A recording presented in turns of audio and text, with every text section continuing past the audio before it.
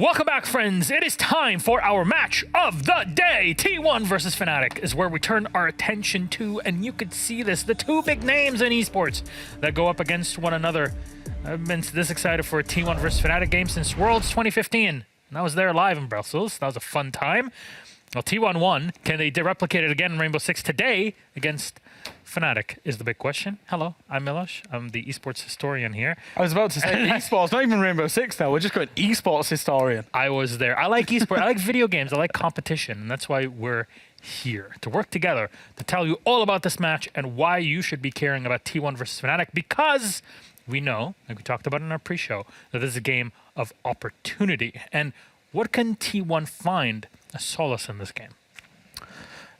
Opportunity. I'm just going to keep saying it. Is well, let's look at their opponent. Synonym to is that their opponent is very beatable. T1 have difficulty beating well-drilled teams that make very little mistakes.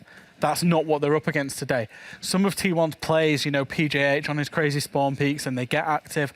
That's going to punish FNATIC. So when they find that weak spot, when they find those flanks, whatever it is that's going to punish FNATIC, they just need to hit it as hard as they can, because it's a real opportunity for them to get a win on the board today, you know, and start moving up the ladder. I think the most important thing for FNATIC to have an actual chance. I mean, I'm guessing that FNATIC's going to win it. I think just the reason I think for it is that if they manage to solve their attacks, which hopefully they have during these few days that they've had a break, I hope that they've talked about them and being like, we don't need to peak everything unless it's time for it.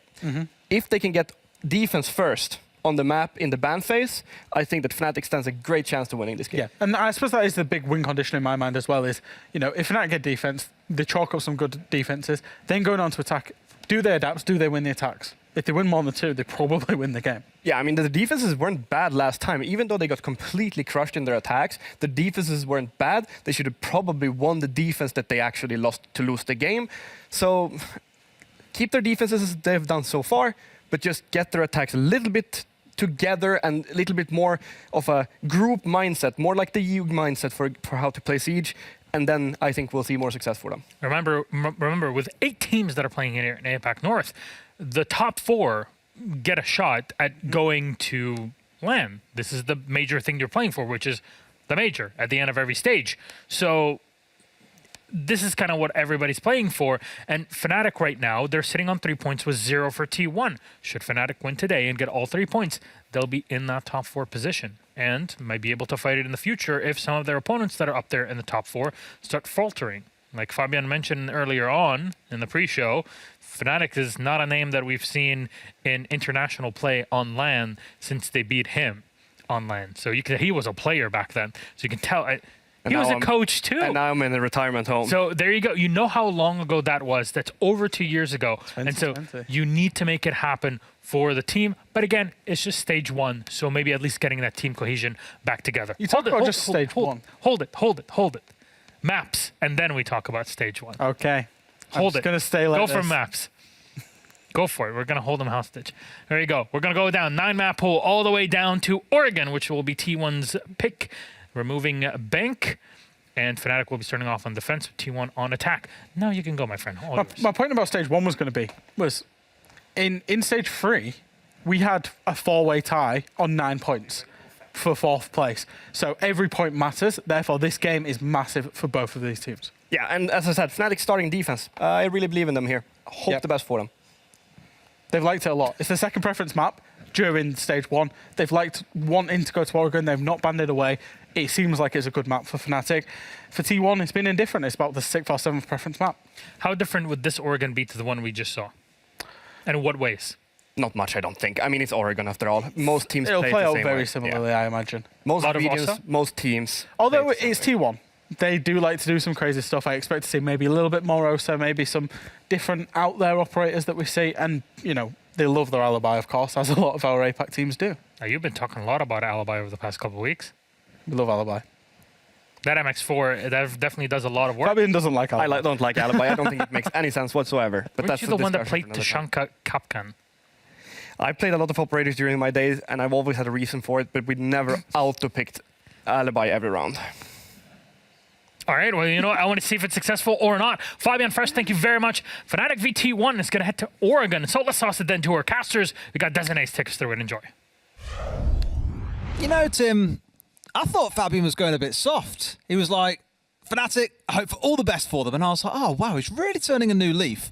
And then we get to Alibi, and he's like, I hate that operator. You will never see me playing reason it. for Alibi. And then I'm like, that's the Fabian that we all know and love that's back in the room. That's what we wanted. Indeed we do. So, where side do you go on this one, Tim? FNATIC or T1? Which way are you going? FNATIC. That was nice and easy. T1 for me. Well, I'm glad to see that we are aligned as always. In we go then to map number 1.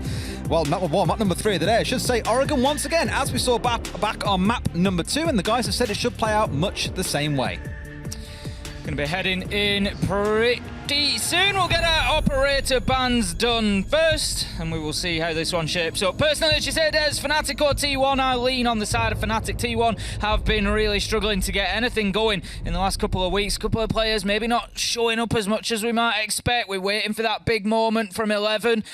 We haven't seen it just yet. Is today going to be the day, Des? I know you're stacking your chips on 11 turning up today.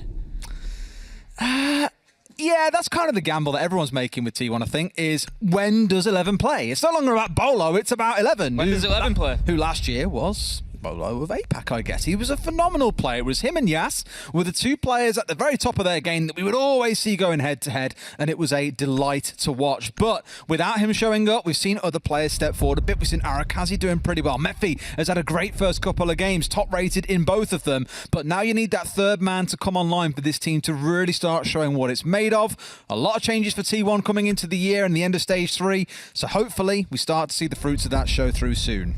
Bans coming in, no major surprises there. The Flores probably being the least common of them, but still not uncommon, I wouldn't say. A lot of value in that operator, as we know. Taken away, I'm going to lose those Rotero drones. Valkyrie still attracting those bans, despite the change to the cams working outdoors or not.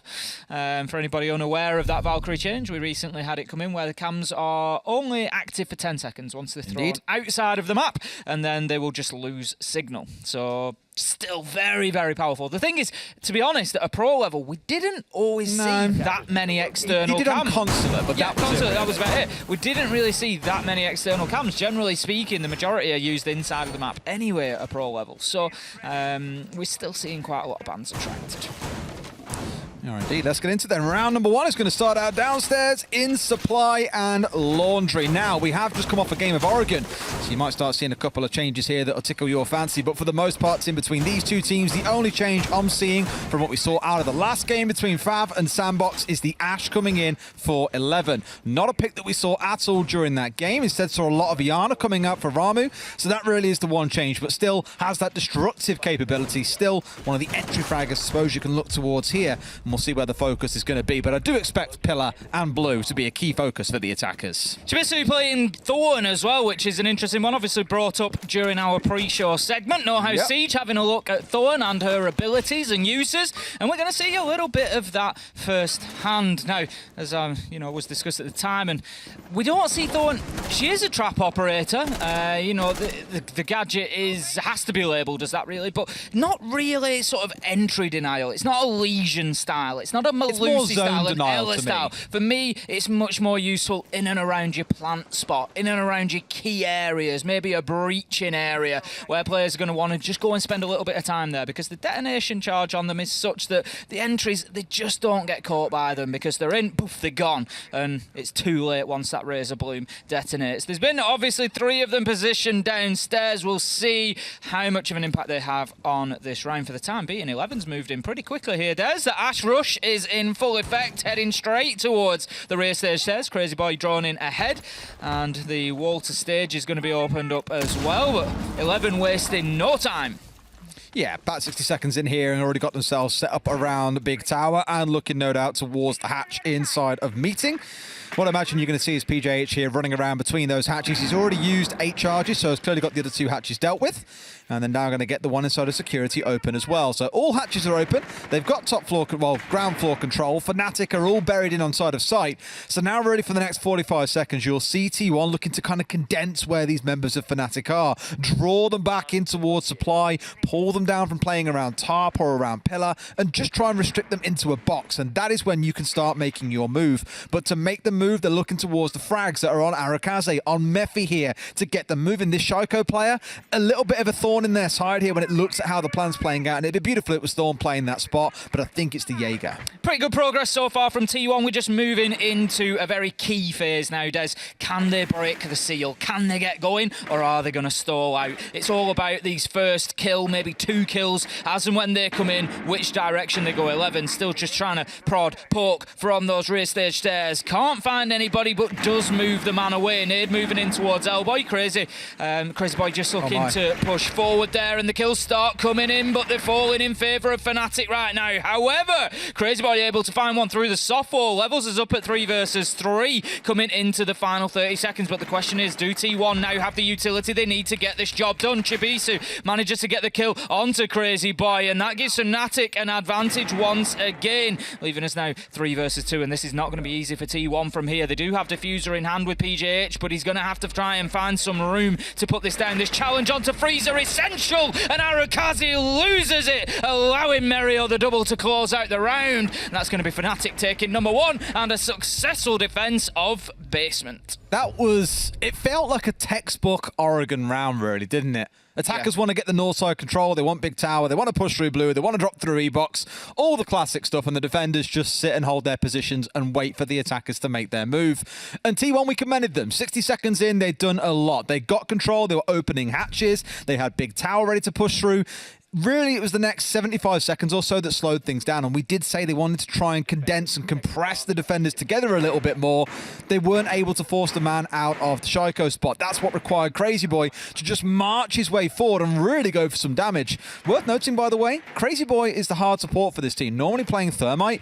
I did kind of have to do a double take in the last round when I saw that he was on Twitch. I was like, hang on a minute, Crazy Boy on the entry? What? But that was what he was doing in the last round. It's PJH instead who's now kind of sitting into the back and being the solo hard breach for them. If you remember, I picked up on this last year. PJH often playing more of a flex role last year, going in there trying to get frags, but carrying the diffuser. And I lost my mind over it a couple of times because he'd go in, he'd take a silly death in the middle of nowhere and lose the diffuser. And it just didn't make sense to me because, as you say, they had Crazy Boy on hard support, on the breacher, and PJH was running off into the map with the diffuser. That now seems to have sort of course corrected itself. And hang on, it hasn't, because I raised this last night as well. Because they've had 3 plants this season, not a single one has come from Crazy Boy. No, that's and in their first game, he was 0-4 on entry as a Thermite. My point more being, if PJH is taking the diffuser, and he's playing that hard support role, that's fine. Yes. Rather than him going on that flex role we saw last year, where he was then losing the diffuser in no man's land. If Crazy Boy is no longer playing the hard breach and he's going elsewhere, absolutely fine. PJH, you take the case, you get on with it. And I like that they've got him on this more entry-based role, and he's already found 2 kills in the first round. He likes to be aggressive, and he likes to get in the mix of things. Part of it you can talk about his playstyle. Part, you look at the APAC disruptive, we're getting in your face before you can execute kind of vibe as well. But I feel this might well fit him better. Whether or not it's a permanent fixture or just for this match, we'll find out as the play days continue. But at least in round 1, it did yield some goods for the side of T1. Speaking of which, they're now putting their focus onto this game wall. PJH expending all 18 ex-Kairos pellets to get these holes opened up, including one that he can indeed run through.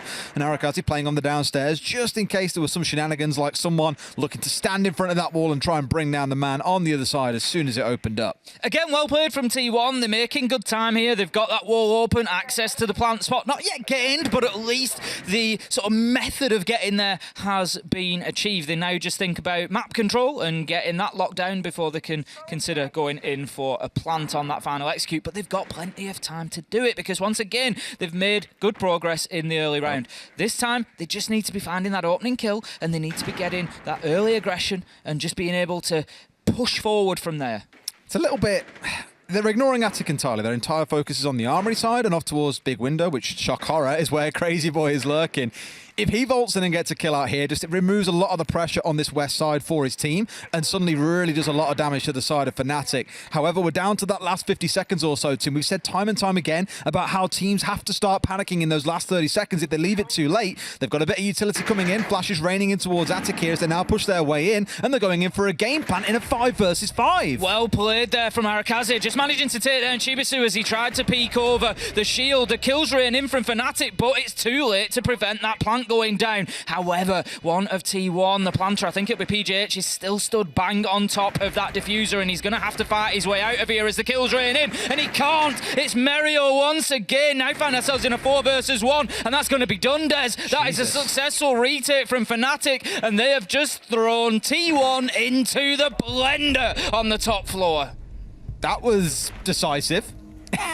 You'd expect when the plant is down and the pressure's on for the defenders for things to get a little bit more hectic than that, but FNATIC lose 1 man and crush the side of T1 in the resulting disable and post plant. Really good setup from FNATIC overall as well. Sure, you let T1 in, but they were ready for the retake and spring onto it like anything. Beautiful stuff.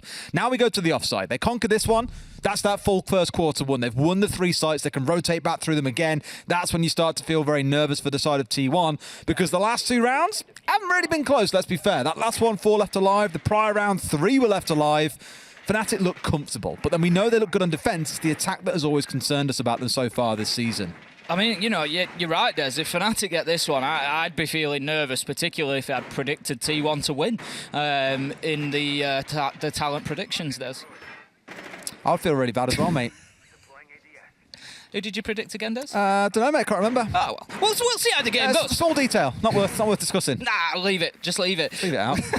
Kitchen and Meeting is going to be our 3rd choice sat here as we really get into things now for FNATIC. Oh boy. This is the key for them. This is the one that they really need to hold down. As you said, they then just get to rinse and repeat, and it hasn't felt particularly close for T1. I know they got the diffuser down last time around, but they were nowhere near holding on to it. Taking some inspiration from Sandbox here, Team 1 and their Korean brethren. They're bringing along the OSA as well.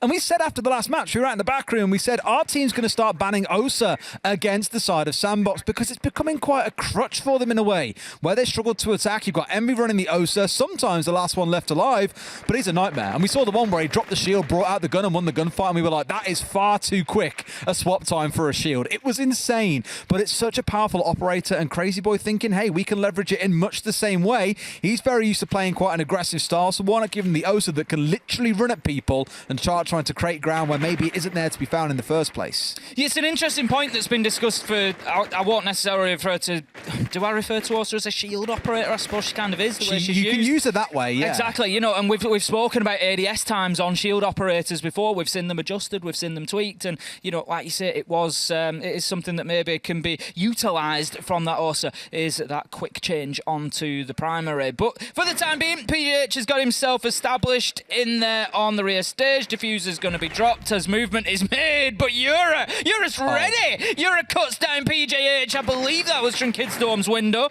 Just going to take his man out as he tries to rotate around. And the big one, Des, is the thermite. Oh, good lord.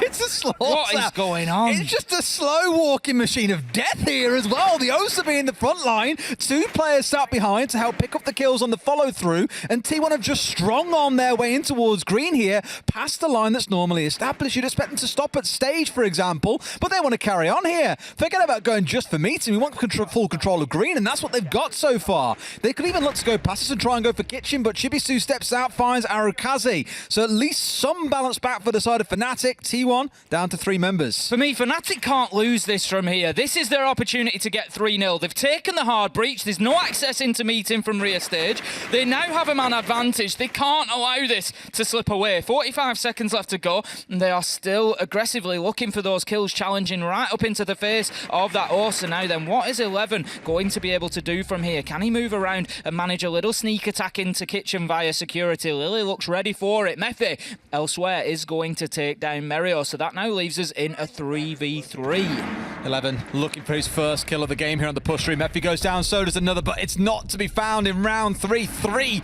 frantic kills coming out for FNATIC. They find 3 rounds in a row, Tim. That's the dream start to Oregon. Looking pretty good on defense for FNATIC at the moment. Not only is it looking good in terms of the score, Des, it's looking good in terms of the nature by where they're winning these rounds. It's just so convincing for FNATIC right now. There's nothing that T1 can do, it seems.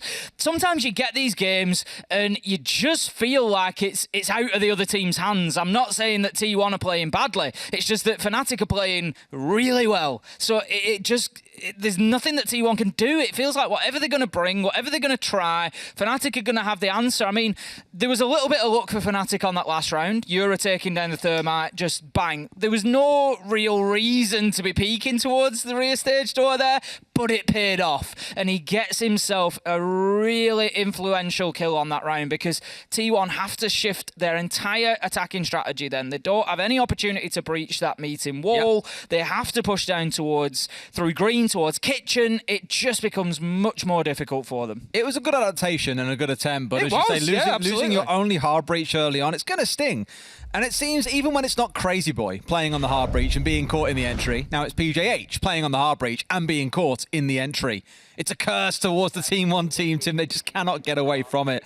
However, we're heading back down into basement as we get this full rotation of sites. And despite having the timeout, this is arguably the hardest site to attack for many teams on Oregon. Infamously, many really struggle with trying to execute a really well-coordinated E-box drop, and it's certainly not easy to pull off. But for T1, I'm not looking towards this round as the win. I'm looking really towards rounds 5 and 6 when we maybe head towards the top floor and towards meeting and kitchen once again to be where they find some success. Because here, you really got your backs up against the wall and have got to find some magic. I was going to say electrical there being the smallest room, but the most important. I'm not sure it quite is the smallest. It's a very close toss-up between electrical and between closet as to which is the smallest. But that does not dilute its influential nature whatsoever, because as you say, attacking teams, they want control of electrical. They want to hold the hatch. They want to get themselves established either via a drop in there or through breaching the wall from bunker and then push forward to get the diffuser down behind those nice metal shelves that offer a lot of protection for them. That's going to be the focus of most attacks here. There is the old, the odd off-site attack where you'll come through Laundry or come through Freezer. Personally, I love a bit of that. It's something that we saw a lot out of LATAM sort of 12 months ago, and it's died off a little bit. We don't see as much of it now, whereas get somebody down Laundry stairs, get one into Freezer, and then push 3 into bunker and rear stage, and just really make it a pressure cooker down there for the defenders. At least for this starting point here, 60 seconds in, you've got Mephi pushing himself in through Freezer's side or trying to get into showers and clearly wants to get himself down on Freezer's stairs, but Mary with a pretty aggressive push up here where normally in, for example, Europe, we'd see players sat at the top of those stairs or lower down, hoping to catch out a drone or two and then back away deeper in towards Freezer. He sat right at the top of stairs with a mute jammer right in front of him, which really screams nade should be the play. And with Mephi down a nade, that might be what he's committed towards that push. Arakazi managing almost to find himself a kill from 2 floors away there, doing a little bit of damage down through the hatch. He continues to open up the Kidstorm's floor, but I don't think he's going to get any more joy now. The warning shots have been fired now then. This is going to be interesting. You're at Lily. How long can they hold on to meeting for? How long can they keep that hatch in their possession? One is going to drop away. The Oryx, I think, remaining for the time being. Nope, Lily's gone as well, so that is meeting given up now. Chibisu just moving down the rear stage stairs as well. So, T1, they've got everything they need in terms of map control. They've got that top floor control. They haven't yet moved in to bunker. They haven't got themselves established down there. So time might start to become a bit of a factor here for them, Des. They need to get moving. Was he just dropped 2 pellets on? And where did they get the hatch open? Oh, it was already open because they were dropping through it, yes. He dropped 2 onto something. I wasn't quite sure what it was or didn't see it at the time. Might have been in towards Shaiko.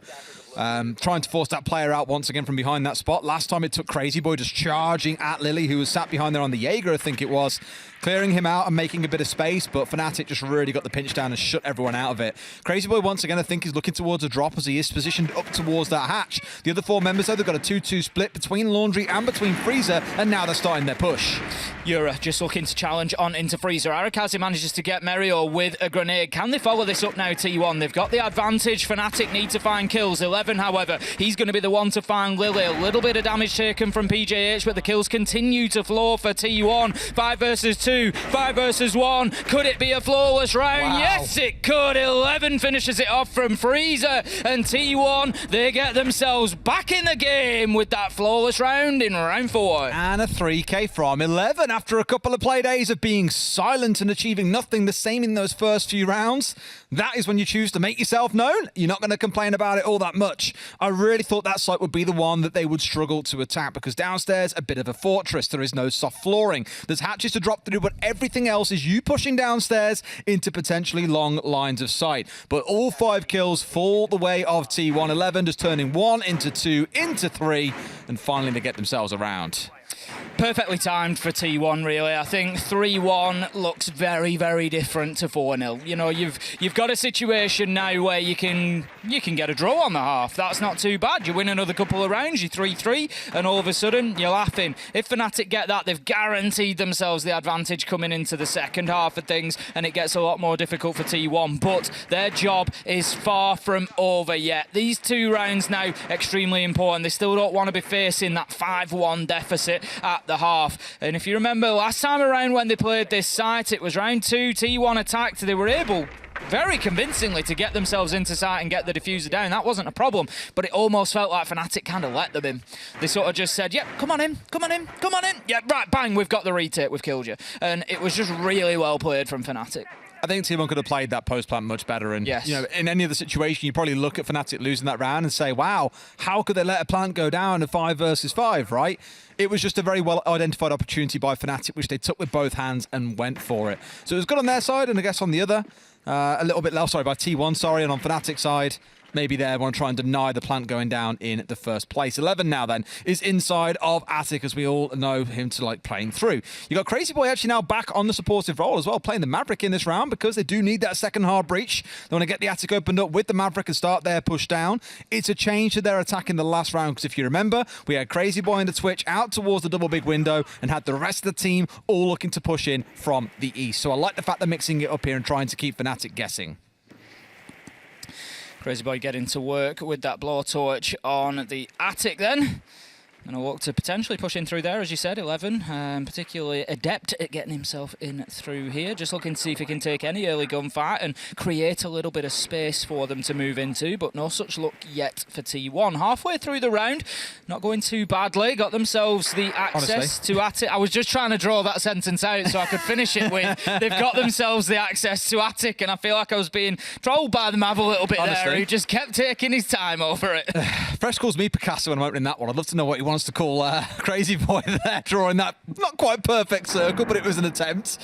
Here we go then. Yura playing on the downstairs just to help deny away. It looks like some of the push in towards the walk-in wardrobe. He plays a bit of denial from below here. This could be quite difficult here, really, for anything to be achieved. PJH might be the target once again. The Piranhas are circling on the downstairs. Yura might now be threatened out here. He's going to go for a jump out. Sprays the man, sees him, but oh, what a flick across from Mephi. Yura looks surely to have the kill, but didn't fire enough bullets out the window.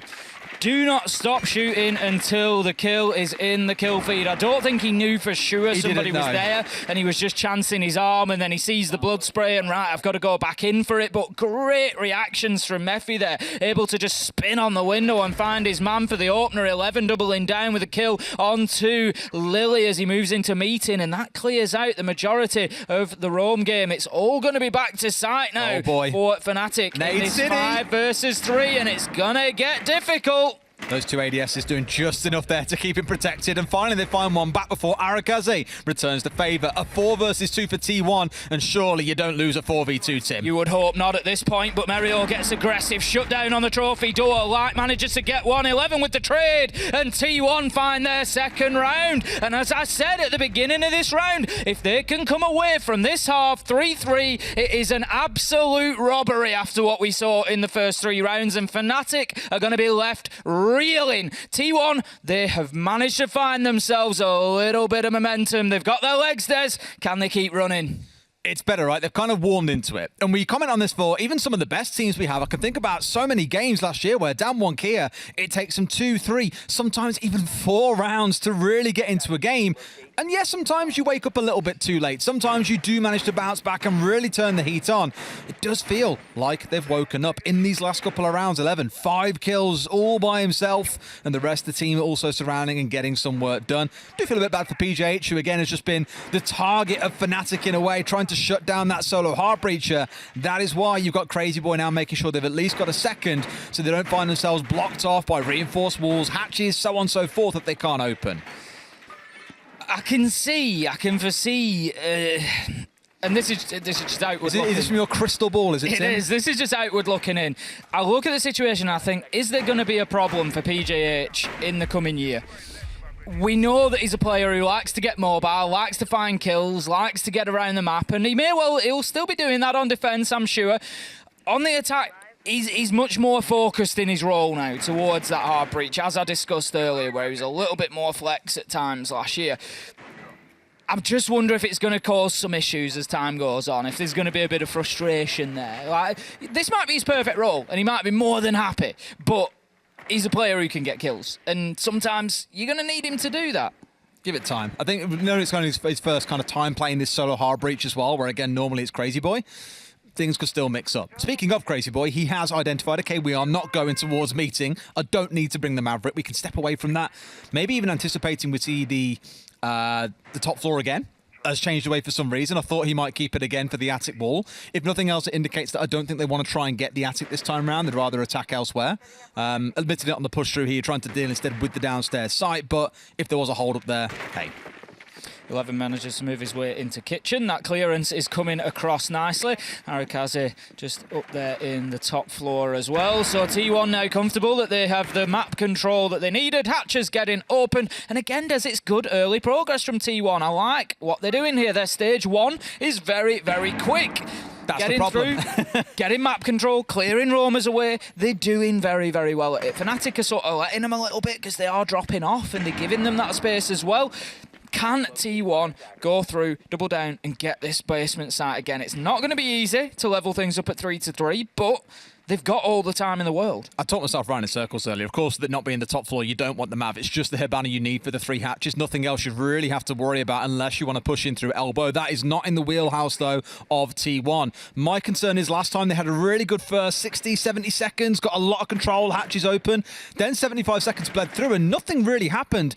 And it feels like the same thing is going to happen again here. We're down to that last 60, and their progress in the last 30 seconds has been minimal. They're kind of squaring up on where do we go next. You're probably going to see Crazy Boy once again try and charge his way in towards Shaiko spot and pick up a kill or two, but here the smoke is ready and waiting. They feel very reliant on those entry frags, T1. They need to get that advantage to spur them on, to be the spark, the catalyst, and if it doesn't come, it can be a little bit difficult for them. Nade raining out there, clearing utility as a minimum, but that's going to be the opener, and this now, Des, this is the test for T1. They've lost the first man, Lily finding Crazy Boy. Can they now still make this happen? Challenging elbow, but the kill's raining. No, they can't. The answer is there, lightning quick, and FNATIC after that opener are able to close things out in quick fashion, and we could well have just identified a little bit of the problem there for T1 on attack. Early round, very good. Get themselves control, force roamers away, know what's going on. Looking for that execute, they need that first kill or two to sort of start the wave going that they can ride on into sight, and if they don't get it, it doesn't really work out for them. It's that coordination towards the ladder part of it for sure, but you know, equally we're speaking about T1's issue. That issue very much applies to FNATIC. They've had a real torrid time this season on the attacking side.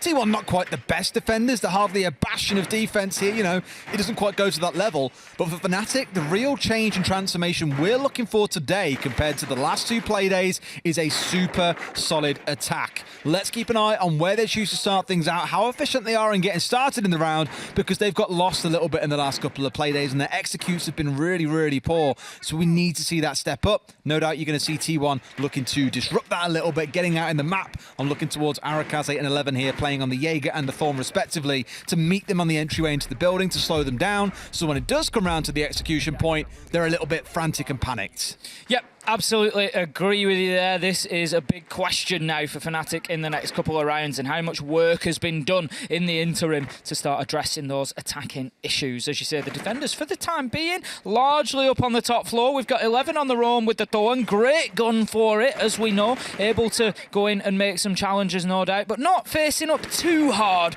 to what is starting as a small office push for FNATIC. 11 just dropping himself away there, getting himself back into security, but hasn't gone too far, so it's reasonable at this point. I think hold on to that position and now just try to burn as much time as possible. I mean, with that Ying on side as well, that's the big one to look to, right? That is their execution tool that they're looking for. The smokes, the candelas.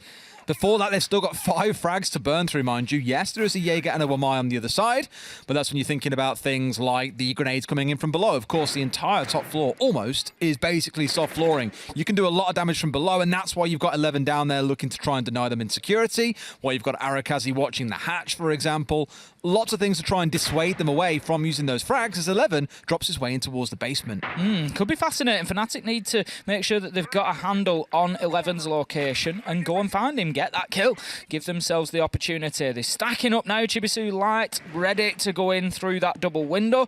And 11, for the time being, I'm not sure that he's been located as of yet. Could well just be left out in the cold, and it will all be about how he gets himself back onto site. But at the halfway mark, T1, I was going to say stacking up pretty well, but I'm sorry about that. T1 Caster's curse strikes again, and Light, he manages to take down Mephi to kick things off. Utility starting to rain in. Here comes the Candelas. This is the opportunity. Chibisu, in he goes. Does not get the diffuser down. PJH, Crazy Boy, they go crazy and find themselves 2. Yura manages to get a trade there. 3v2, Lily onto 11. This is just a bloodbath at this point, Des. Yura's managed to move up White Stairs. That's going to be a real power position for this FNATIC attack. Everyone's got a plan until they get punched in the face, Tim, and my God, both teams just punched each other with a real haymaker. It's all gone a little bit crazy, but it was Crazy Boy who was sat round the left inside of Kids that denied that plant coming through. The smoke grenade came out, he killed the man as he pushed in, and they really shut down the FNATIC attack. They've got 35 seconds to get this round back on track. They're doing the right things. They're droning out. They're making sure they know what is going on before they make their big push in. Yeah, 30 seconds is an age. They've got plenty of time. Light managing to use that time to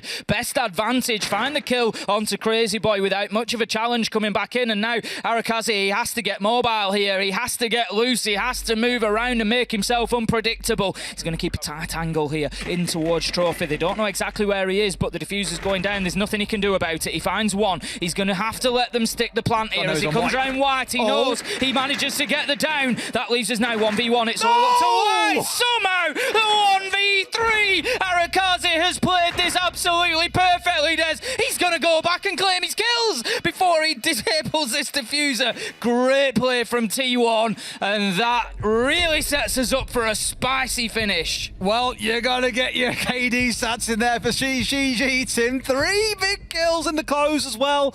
Plays it so patiently. You hear the Candelas come out. Does he turn around and put his attention towards White or Big Window? No. Plays the patience game, and that really just comes from experience of playing the game 10,000 times over, is that you know there's going to be a man coming in from Trophy side, finds the one, challenges White, and then goes for the man that was going for the plan. Just beautiful stuff out of Arakazi. And once again, we keep saying this about him, he is that player that will find a 3k or a 4k in a round and then go silent for a few rounds and do nothing really. It's all then down to the rest of the team. But when he comes up big, my God, does it count. 4-3 instead of 5-2, you're not going to be complaining.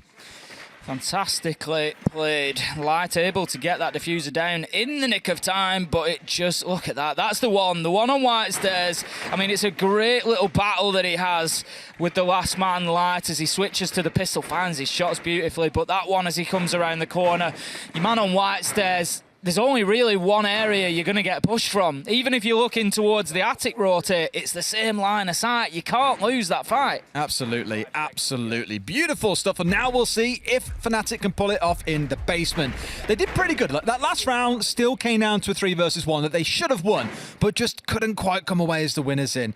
On another day, you definitely say FNATIC win that round. Again, it's 5-2. There are a couple of rounds from victory, at least one from guaranteeing at the very minimum overtime, of which we haven't really seen so far yet. Have we, Tim? Very few. I think we saw one last week. the time in stage 2 and Playday 2 because I wasn't here? I think we might have seen one last week. It's been very, I wouldn't say decisive, but it has been more decisive than what we were used to last year. Peeking onto the main door then, PJH, as I said, on defence, likes to get aggressive, likes to be the player that's taking the initiative, doing the unexpected. We often see those Nitros flying out of windows and all sorts of jump outs and peaks and just trying to get that early kill, get that momentum, that motivation for his team in the round. But PJH, for the time being, going to drop back down to the bottom of the laundry stairs. Not overly aggressive. And just like T1 were able to, FNATIC having quick map control here, so plenty of time for them to start building that attack onto site. It's going to be very similar to what we saw out of T1 here. It's going to be all about clearing electrical and pillars, getting themselves in position to potentially put a plant down. Absolutely. They'll get to work opening up the hatches as they need to. Chibisu, no doubt, will get to work on a couple of them as well. I think he was in meeting there just a second ago, but no doubt you want him really in towards lobby and in towards security. Very similar stuff to what we saw T1 doing, which is getting the control you need, pushing through showers, controlling top freezer, opening all 3 hatches. It's very common stuff at this point. PJH actually tricking out the lobby hatch as well, which could be a bit of a point of frustration for FNATIC here. Not that you often use that drop massively, but it does help you make sure that no one on the defensive side is going to run deep into laundry and try and challenge you on those bottom stairs. Now they can get it open once again, and no trick coming out from PJH. Still plenty in the tank for the Hibana. No problem for Chibisu there to open up everything that they need, so that's going to be fine. They also have the Maverick on side as well. More a waste of time, if anything, forcing them to just revisit those tasks that they think are already ticked off. FNATIC, as of yet, unable to find themselves an opening kill, and the concern, the potential wars for them on attack continues. There's as 11 manages to beat out Eura on the rear stage stairs, and that is not the ideal start for FNATIC here, losing the man early, and that is also potentially some nades gone with him. This Warden as well, just ready and waiting for these Yin Candelas to come raining in. It's all about the timing in this case. There's the Candela, the drop comes in as well, and this is where Crazy Boy should be able to win his ones. Gets the one, the second one in Pillar dies down to Mephi as well. Merryu bringing one back the other side, a 3 versus 2 for T1. They've got it all on hand here if they want it, but Lily evens things out. Do they know about the man sat here with a shotgun? Yes, they do. Crazy Boy does not lose those. Merryu left in a 1 versus 2. Has got a miracle to work here as well. One round to the left, another shotgun swing. Can't quite find the man. Crazy Boy with a 3K on the E-Box door. Just sitting there like a gargoyle playing on that Warden. Fantastic play from Crazy Boy. Would not be moved and manages to get the win for his team. 4-4 now, and T1 have reined FNATIC in. They took that early. Lost 3-0 it started off, and FNATIC have only been able to get 1 round on the board since then, with T1 fighting their way back to what is now a tactical timeout for FNATIC as they decide enough is enough, and it's time to try and just settle things down, try and find a way around this T1 defence. But as we've said, that continuing problem for FNATIC on attack does not look like it's going anywhere soon. No, it's, again, the issue with their attack in the previous week has just been very lethargic, very slow, quite predictable at points as well. Really struggled to get anything on the board, and it's why I was hesitant to get too excited about their 4-2 first half, is I know that their main challenge in attacking is coming up in this second half. And sure enough, that timeout comes in at a good point, I think. I know for the other side, for T1, they called it out after 3 rounds. For FNATIC, they've done it after 2. So a little bit sooner, but with that score starting to slip away, with it currently being 4-all, I think it's a good time to have that discussion about, right, boys, how do we get this back on track? This is their opportunity, Des. Dorms and Laundry have been lost, the sites that you would expect to potentially lose as attackers.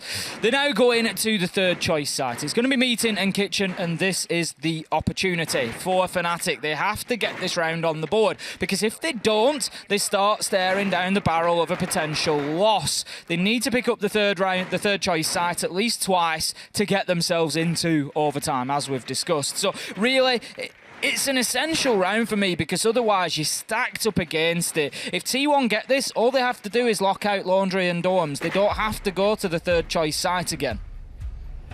They do. At least here they've got the Maverick on side, so even if the Kaid were to electrify off this attic wall leading in towards Kids, they still have a way of getting through it. With them committing reinforcements, with them committing the laser gates, for example, on that top floor, I do think you're going to see here a good hold on the top floor coming in from T1, which from FNATIC should invoke the assault in towards that top floor, get it clear, force those defenders down, or better yet, kill them, and then look for your execute into Kitchen with that top floor control. Light already getting into a little bit of a kerfuffle here with, I think it was 11, backing his way up the stairs. He's down a slither of HP, nothing massive. but obviously fortunate to not lose his life. That's fine for 11 there. He's just had that little initial contact. Oh. Mephi managing to step out and get Mario on the master balcony there as the top floor clear continues from FNATIC, but they haven't got anything for it yet. They're trying to get themselves inside of the map, but T1 are just meeting them head on now. You can just feel that confidence coming out of T1, Des, and I like it because it's not something that we've often seen from this side. Last year, it was a struggle for them in reality, but now they really seem to be starting to find their feet, not just in the round, but in APAC North overall. And T1 need to prove now that they are a side that can get themselves ahead and that they can lock it down. Light, he's going to start pushing up rather than going in through Master this time. We're going to take a slightly safer angle. We're going to head up through Armory Corridor and try and get the long angle in from that door towards Dorms. What I'm enjoying is you've got 4 members of T1 here starting to come on fire today as well. Mephi all the way down to 11, you know, looking at 5+ kills across them all. Arakaze 9 and 5, no surprise at all.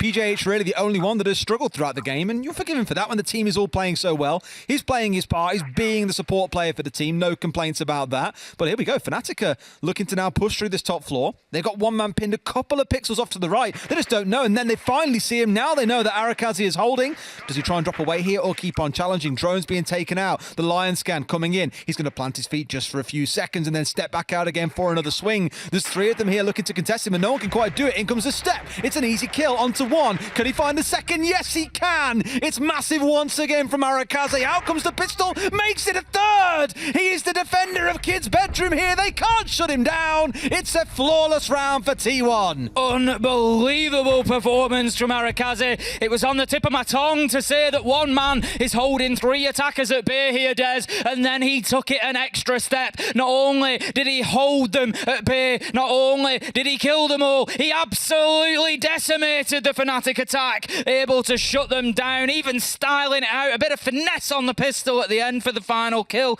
Beautiful play. And what I love, in the midst of all that, and it's just a tiny little thing, Des, but in the middle of all that, he even pinged the diffuser on the ground. There was just no stopping the man.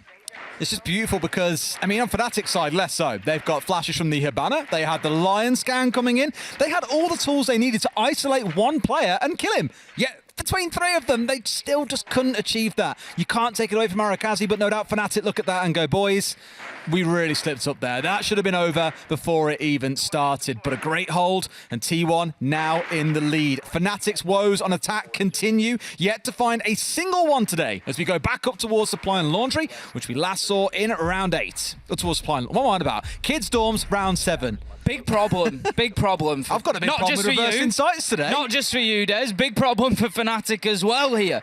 As I said, they're now going up against T1's 2 primary choice sites. Yep. You call them primary, secondary, all you want, but the reality is these 2 sites are both very difficult to attack and they're interchangeable as favourites for defenders. So T1 have got a real opportunity here, not just for a win, Des, but for a full 3-point win. And I'm fascinated to see what this T1 side can start doing when the points start coming. That could be any second now. 5 versus 5. Yura has got himself inside of Attic.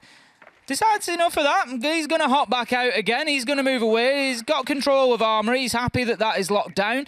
He's going to go to support elsewhere. I do want to touch on the fact they brought 8 nades in this round, where before it's been 6. They're now doubling down on the pain of those explosives and really looking to dole some damage out to the side of T1.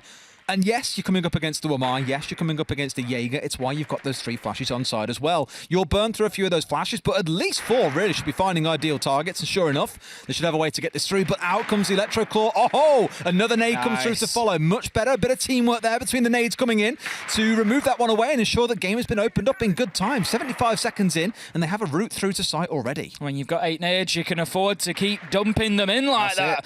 Mario just going to open up that window, potentially get a long angle in towards the site. But T1, this still, despite FNATIC's progress, seeming reasonably comfortable, Des. The defenders haven't really been moved around as of yet. We've still got one in pit. They've only just cleared the shield, and they're pretty much lodged in their early starting positions. So, Arakaze, we saw what happened from him last time he played this position in the last round. He's just going to try to hold on to that door frame, stop anybody pushing up white. For now, though, the pressure is going to mount on Mephi. He still has his shield in place. He's still got the Wamai magnets to try and protect him, but that one just a little bit too close to the shield does allow it to be cleared out. Now then, can he find the kill? He certainly can. Every kill going in favour of T1 right now as he peeks round the corner, gets Merio on the hop in, and there just wasn't enough work done by FNATIC, not enough of it stuck to try and move Mephi out of his position in pit. Yeah, I do want to touch on that briefly. The Wamai, a few rounds now, we've seen the magnets put a bit too close to either other magnets or different bits of utility around the map, like shields, and it's just catching them out, so a bit more space needed there. However, for T1, they don't care, Tim. It's another flawless round. They've just tore through FNATIC there on their push-in and made it look easy. As we keep on saying, the woes deepen for FNATIC, not a single attacking round to be seen in sight. And at this point, it's T1 moving up to match point. I don't think this is even about attack and defence anymore. This is, for FNATIC now within this game, transcended that problem, Des. This is now, we've been absolutely battered and the mental's gone. Yeah. You know, this is now, we've sort of checked out, really, at this point, and T1 are just starting to run away with it. But I don't want to put it all onto FNATIC, because T1 are doing everything right here, Des. They're winning the challenges, they're making them at smart times. Like you say, there's a couple of little things there with the Wamai's got away with, really. Like you say, magnet too close to the shield, clears it out, okay. Then deploys the second magnet a little bit too late, and the nade has already come through. But none of that matters, and FNATIC have been unable to take advantage. And whilst they are only small mistakes, it's only a fractional, marginal amount of time. Those are your opportunities as an attacker. Those are the ones that you've got to be able to take advantage of. You know, those should amount to the death of the player in pit there, and FNATIC having that attic advantage. Yeah. I do want to touch back on that point with the Wamai for a second as well. Yes, in that case, you saw it take out the shield. A couple of rounds ago, it was a similar story with a second magnet. When the nade came through, it caught out both of them, and I was like, a bit of a wasted piece of utility there. Some of it just comes down to wanting to absolutely guarantee that you do catch the thrown utility, but the other side of it, really, you want to be keeping those magnets alive. They do take time to charge up and for you to get them out in the field, so a bit more spacing on them coming out from Arakaze. Not going to go amiss, but he is 13-5. You'll forgive him the odd mistake here and there, Tim. With this site, one thing worth touching, all of Frieza is soft. They've kept the two walls soft. They've opened up a nice horizontal line across it, a sight line, aiming for full denial into Frieza rather than trying to lock it off. Arakaze knows that he's been spotted out by the drone there, so he's going to dip away back into Frieza, join Mephi, and they will look to hold off any progress that FNATIC try to make down Frieza stairs for the time being. FNATIC working their way in, as they did last time, from small office, looking to just sweep across top floor, mid floor, get that all cleared out, be confident that they've got that map control, and then start working the limited vertical angles that they can get down into sight. There are no soft floors for them to breach whatsoever. They are limited to the two hatches, one in laundry, one in meeting, and they will try to use them as best as they can. But for the time being, they need to be confident that everywhere around them is clear. Now then, if this drone is heading all the way up to T3, that's going to take a little while to get that done, and it could burn a lot of time. You could. You've got Lily now at least scouting out what's going on down south. Even Ura's kind of pulling back and droning himself up into Big Tower, just making sure it's most definitely clear there's no one looking to rat on them. He can confirm it. That is indeed the case as Merio gets to work on these hatches. Oh no, ooh, almost gets caught out by 11, who sat downstairs, just about narrowly avoiding that one. Wasn't aware there was someone looking to contest him on that angle. But even these small things like the Kite Electro Claws is slowing FNATIC down by about 30 seconds. Think back to T1, they had all three hatches open within about 70 seconds or so. FNATIC here at that last kind of 60 seconds, and they're only just looking to get the lobby hatch opened up. It is much slower than what we saw out of T1. Much slower. As you say, it's going to come down to one of those final bloodbaths here as they try to push in with 20-30 seconds to get that execute pulled off. And right now, T1 are able to continue playing in the same positions that they started off. The utility is now being cleared, so that's going to move PJH from behind that deployable shield. Second nade goes in just to make sure that that is in fact the case. Crazy Boy just going to take a tickle of damage there as well. Arakaze holding highway, trying to look on towards laundry. Pressure's going to mount for him on both sides, and FNATIC are doing well here to encircle and try to pressure from multiple angles. That multifaceted attack that we often talk about, they've completely forgone rear stage and so bunker. many nades. That's it, so many nades coming in. The shot's nearly found from Arakaze onto Merio. It's going to be Chibisu though that manages to find the first kill. That's onto PJH. 20 seconds left to go. Razor Bloom just halts the progress of Yura there, but nothing can halt Chibisu right now as he finds another. Lily gets in on the action before being traded. This one has to be a FNATIC round as 11, he pushes through to try and do anything. out on the rotate, and that is going to be FNATIC finally stopping this runaway train that T1 had become. I was so ready to turn around and say FNATIC win 2 in 16 attacks, and that is how dire their situation is. They've now just made it 3 in 16, so it's a marginal improvement, far from a massive one. It puts their win rate around 30% on the attack, which is not good, but they find one. They find something. They show they can get this done. And as you mentioned, the top floor, the bottom floor, they are the preferential sites for defenders. They've managed to crack the fortress on the bottom floor, but now they've got to do it again. And this is where you'll see some minor improvements and changes coming out of the side of T1. Well, that's the question now. What did T1 do differently here? For me, I think they need maybe to try and just have a little bit more presence in the map. They're pretty much giving up the top 2 floors to FNATIC with little to no challenge whatsoever, and that afforded them the time to clear out the shields, to clear the utility, to wait until the perfect moment before they go in and they smash 4 kills out inside of 10 seconds. So T1, maybe try and get a little bit more mobile, even if it's just one player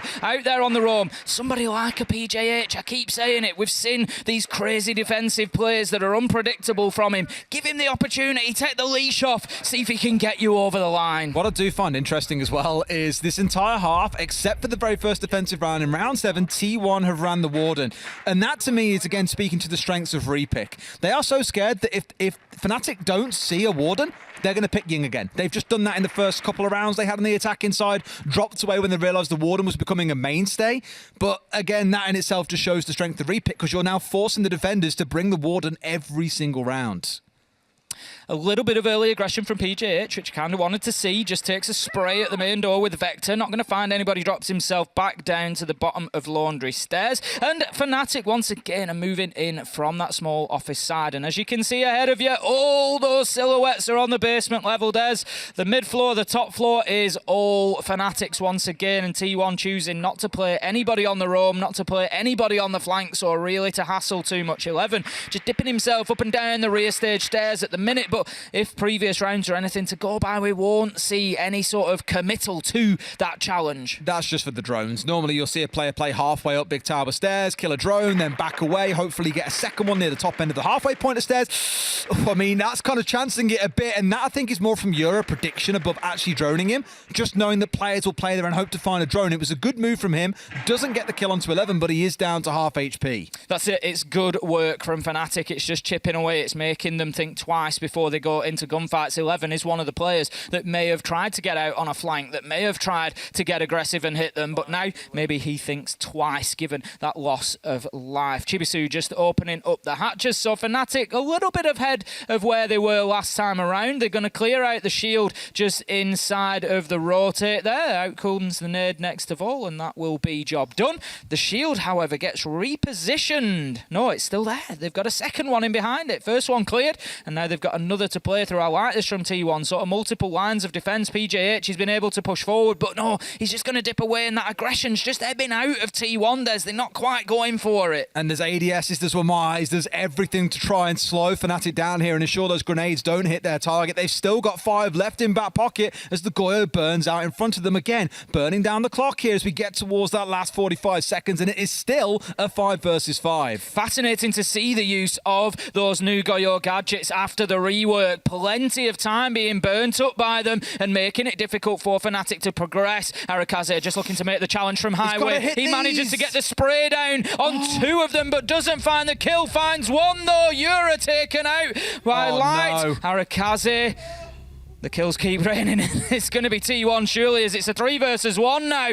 The Goyo getting that unfortunate team kill doesn't look like it's going to matter all too much in the grand scheme of things, because T1 find the kill that they needed, and that is going to be their first 3 points here in APAC North. A big win over FNATIC as well, who, for again, the attacking woes continue, it feels like. That last round for Arakaze when he missed the first couple of shots onto the Maverick, and the other man pushing from Laundry thought, oh no, it's the previous round all over again. We'll go into overtime, but he gets 2 kills. And what I love about that game, Tim, is for Arakaze, it wasn't 2, 3 or 4 rounds where he really popped off. He was involved throughout the whole game, so a really good contribution. And for T1, 3 well-deserved points. Absolutely, you've got to hand it to him. I'm glad to see it. I'm sort of hoping that, as I said, it can be the breaking of that seal now, and we're going to see T1 come in and be competitive. I want everybody in this league to be as competitive as possible, and that certainly looked like T1 are getting there. But FNATIC, you got to look at those attacks. Yeah, just a little bit. They had a little bit of success with the Ying early on, and then it was like, right, close the door now. Warden's in every single round. Do not give them the opportunity to cheese us in a way. T1, yes, a 7-5. I feel that it's still not perfect, but you can start to see, okay, when 11 does turn up and play, they can win some really, really good rounds. Let's go to a quick break. When we come back, our analyst Des will break down that showdown for you.